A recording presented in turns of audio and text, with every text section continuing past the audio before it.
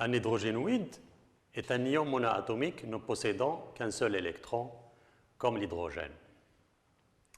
C'est un atome auquel on a arraché les Z-1 électrons et il s'agit toujours d'un cation.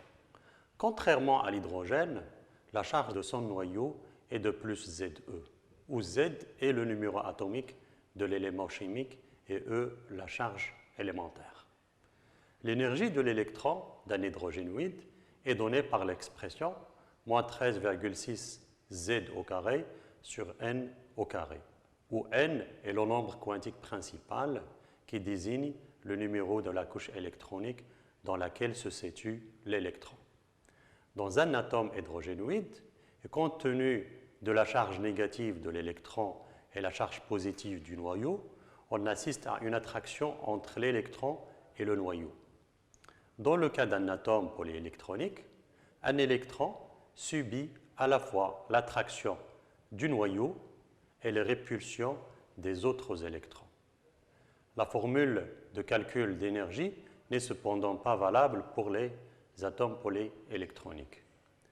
Pour résoudre ce problème, le physicien américain John Clark Slater avait proposé en 1930 un certain nombre de règles empiriques qui servent à évaluer la charge nucléaire effective dans un atome à plusieurs électrons. Il s'agit d'ajustements arbitraires pour faire accorder les énergies atomiques calculées aux données expérimentales. À l'inverse de l'approche classique où l'électron est soumis à l'attraction noyau-électron et aux répulsions avec chacun des autres électrons, selon Slater, un électron est plutôt soumis à un champ électrique perturbé ou écranté par les autres électrons. Tous les effets sont rassemblés dans une charge nucléaire hypothétique Z effective, où Z effective plus faible que la charge réelle du noyau. On la calcule à partir des coefficients de Slater. Pour appliquer les règles de Slater, il faut d'abord regrouper les sous-couches dans un ordre précis, puis déterminer l'effet écran exercé sur l'électron. Dans la formule de calcul de l'énergie, E est égal à moins 13,6 Z étoile au carré sur N étoile au carré.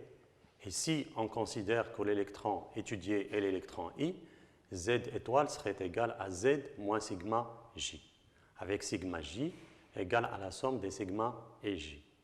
Le N étoile remplacera le nombre quantique principal N avec les ajustements suivants.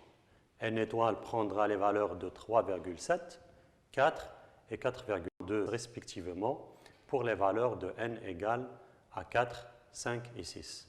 Les autres valeurs de N, 1, 2 et 3 restent les mêmes. À l'inverse du regroupement normal des sous-couches électroniques dans le modèle de Slater, les électrons sont placés dans une séquence de groupes en ordre du nombre quantique principal N et du nombre quantique secondaire L. On obtient ainsi le regroupement suivant. Les orbitales S et P sont gardées ensemble. Les autres orbitales sont placées séparément. La deuxième étape serait de déterminer l'effet écran exercé sur l'électron étudié I par les autres électrons J. Trois possibilités sont à distinguer. L'électron J appartient à un groupe externe, l'électron J du même groupe, l'électron J du même groupe et l'électron J d'un groupe plus interne.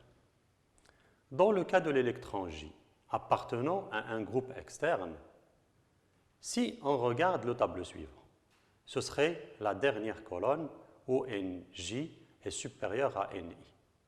Les électrons J externes n'exercent aucun effet écran sur l'électron étudié, I.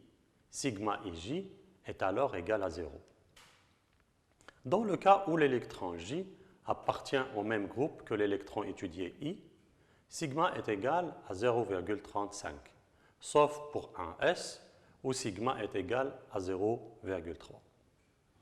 Dans le cas où l'électron J appartient à un groupe plus interne que celui de l'électron étudié, on doit distinguer deux cas, dépendamment du groupe de son appartenance. Le premier cas si l'électron est étudié appartient à un groupe NS, NP. Les électrons J du groupe immédiatement inférieur N-1 ont un effet écran sigma IJ égale à 0,85. Et les électrons J des groupes plus internes N-2, N-3, etc. ont un effet écran sigma IJ égale à 1.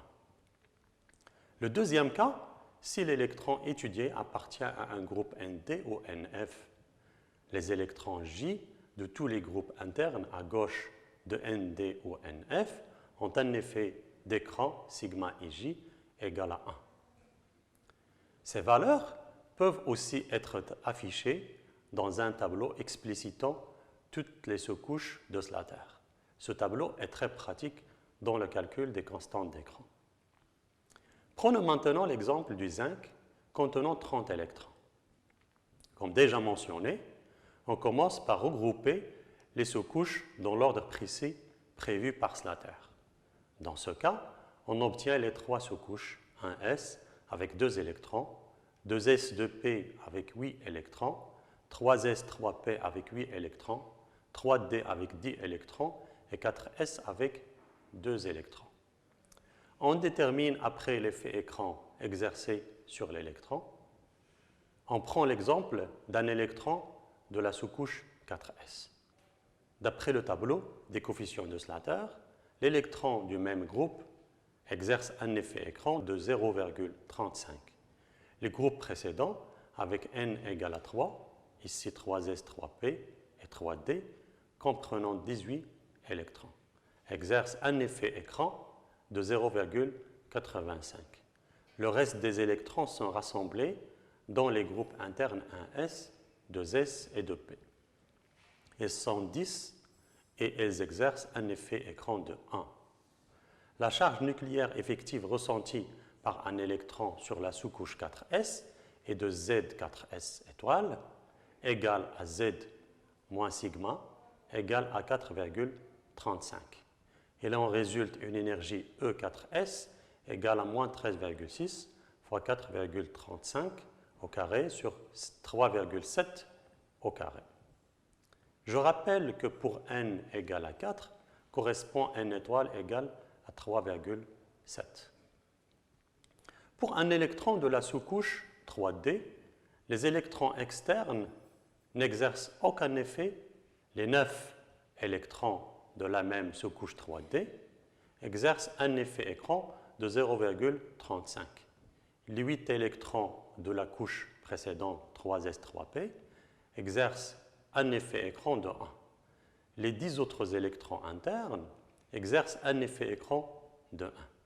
Et l'on découle à Z 3D étoile égale à 8,85. L'énergie serait alors égale à moins 118,35 électronvolts.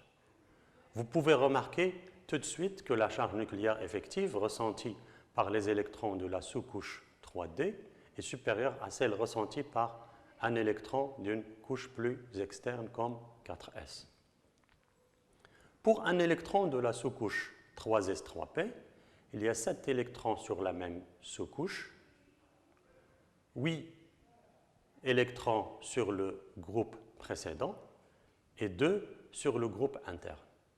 Z3s3p étoile, qui est égal à Z moins sigma, serait alors égal à 18,75 et l'énergie E 3s3p prendrait la valeur de moins 531,25 électronvolts.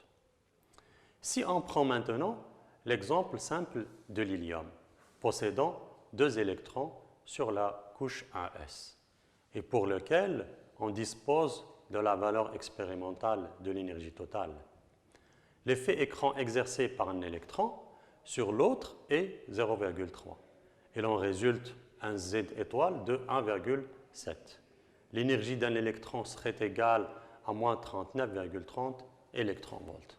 Donc l'énergie totale est égale à la somme des énergies monoélectroniques et devient égale à moins 78,61 électronvolts.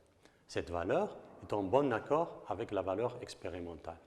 En récapitulatif, les règles de Slater, basées sur l'évaluation de la charge nucléaire effective, permettent d'avoir de bonnes estimations des énergies des atomes polyélectroniques.